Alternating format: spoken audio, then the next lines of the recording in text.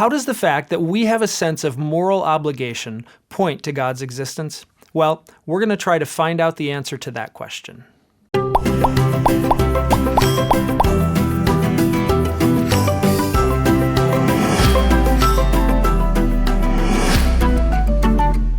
In this series, we are looking at signposts for God. They're all based on the philosopher C. Stephen Evans' book, Why Christian Faith Still Makes Sense. But he didn't come up with any of the signposts. They've actually been around for a long time. And none of these prove that God exists, but they do point the way.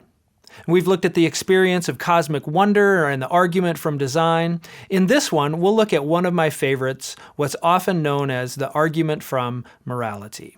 Now, this has to do with our sense of moral obligation that seems to be a universal experience throughout history and all world cultures. Now, not every system of morality is the same, but we do all have a sense that some actions are right and some are wrong, not just pleasant or unpleasant, preferred or not preferred. We're talking about right and wrong, good and evil.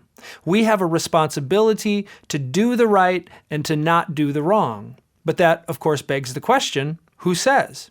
And who says what's right and what's wrong? And to whom are we responsible? After all, if there's no lawgiver, then there's no law, is there?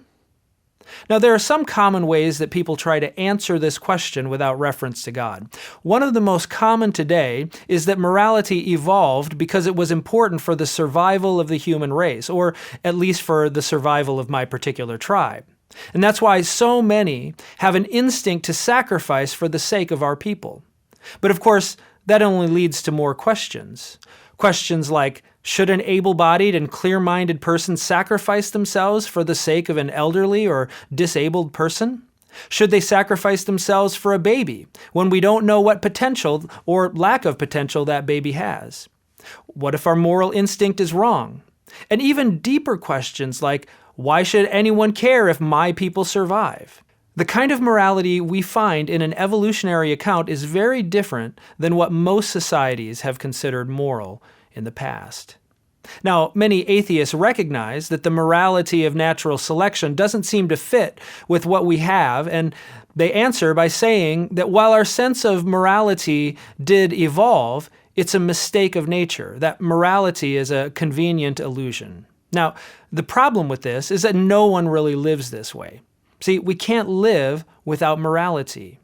We call people who do live this way sociopaths. And we don't say, well, to each his own. We don't live like morality is a preference. We live like it's true. And so the question is, what is the best explanation for this?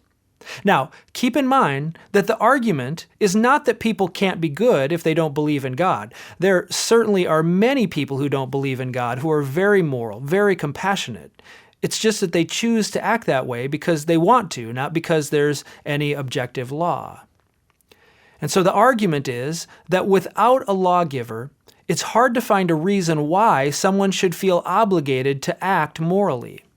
Not only that, but concepts like justice make no sense. I mean, we might like it and might try to make things fair for everyone, but it leaves us without any real reason why we are justified in condemning anyone else for injustice. You see, without a lawgiver, even if we could figure out why we have the impulse to act morally and altruistically, it doesn't answer the question of why we should feel obligated to do so. It might be our preference. It might even be good for society. But why should we even care about that? Why shouldn't I just look out for myself? Why is selfishness considered objectively wrong? The fact that we have something called moral obligation is a sign that points to God.